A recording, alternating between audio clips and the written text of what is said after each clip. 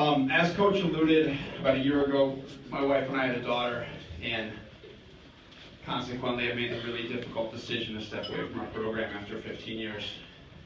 And I want to take a second and say a few words about what this program, and specifically what Coach Phil means to me.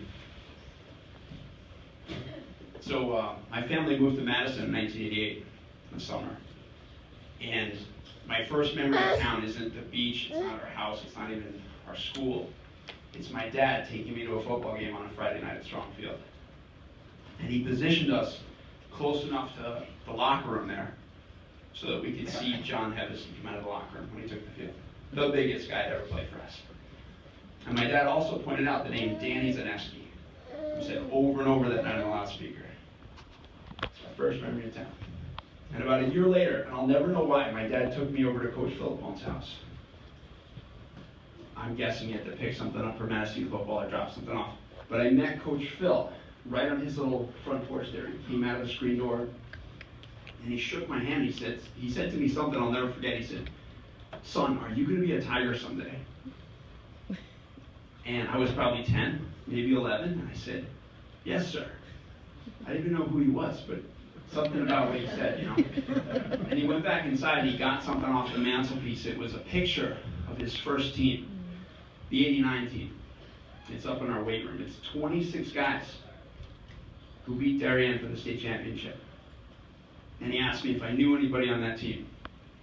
And I didn't, but I knew that the prettiest girl in my class had a brother who was the running back. It was the best I could do. And I grew up playing Madison football, loving it. I played for you, Coach. You know, not very well, or at least that's what you were always telling me. And right after the first game of my senior year, my father got sick and passed away, very unexpectedly, very suddenly, really overnight. And Coach, you came and you got me out of Spanish class that morning. You drove me home, and you sat on the couch between me and my brother when we heard the news. And you cried. I didn't. And in an instant, football went from being the hardest thing in my life, the most difficult thing I had to do every day, to being the best thing in my life. The easiest thing I had to get through every day. I was surrounded by people who cared about me. I was surrounded by people I cared about, and I was a part of something that mattered. My relationship with you deepened because I needed it to, not because I was any kind of exceptional kid. That, at the time, was more necessary to me than the air I was breathing.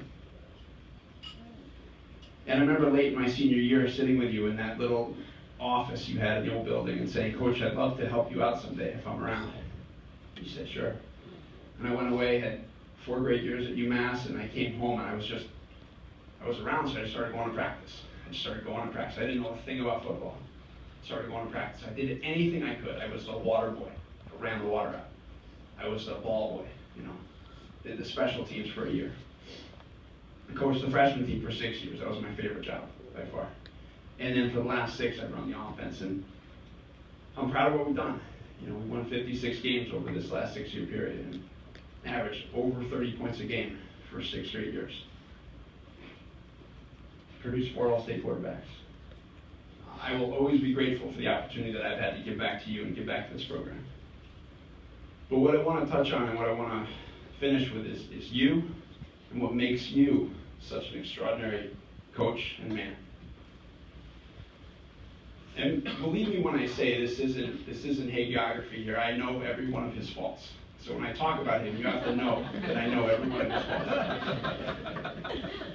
The power of your soul, the greatness of your heart, the profound way that you're able to make people feel loved and cared about. That's what makes you different. That's what makes you better at your job than anyone I've ever met. And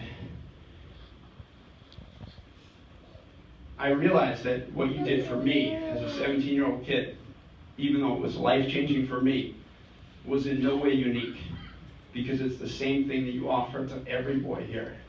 If they need it, if they want it, if they ask for it. And that's unbelievable. You say sometimes, Coach, you say, I don't have a lot of time left here. And I say, I don't have a lot of time left coaching here. And first of all, you've been saying that since 2005, so I'm not going to believe that till I see it. And I know that we've got some unbelievable coaches in the wings with great resumes and great pedigrees. But let me say here in front of everybody that no matter who we get to coach this team next, we'll never have a man who can do what you can do in this position.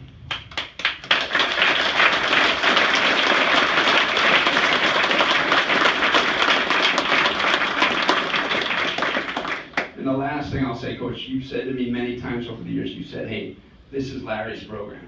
This is Larry's program. I'm just keeping it for Larry. And I'll tell you, Coach, you're wrong. And Larry Scotty would agree with me. This is your program. This is your program, Coach. Maybe Larry was just waiting until you were ready. I want to thank you for everything you've done for me. I love you. You know, I consider you a soulmate. My wife understands that. I know that this will undoubtedly improve our relationship. And I want to thank you just for everything you've done for me. Thank you, Rob.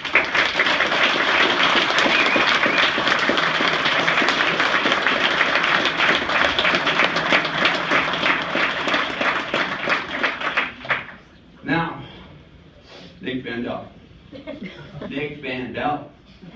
Feels so good to say it. Nick Vandell. Say it with me, huh?